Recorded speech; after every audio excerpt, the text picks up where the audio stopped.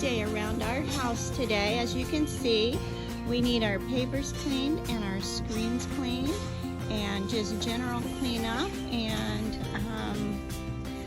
I don't know, rearranging to make everything pretty. And we're also, at the same time, we're having some roofing done.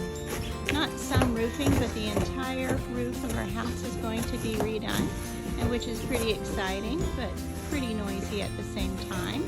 So we have a lot going on here today.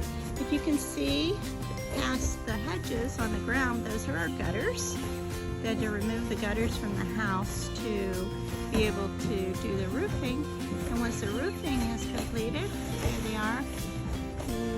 Let's see, right there. Anyway, so they'll get those back on. The roof will be finished, and the pool area. The screens are going to be cleaned, and the pavers are going to be cleaned.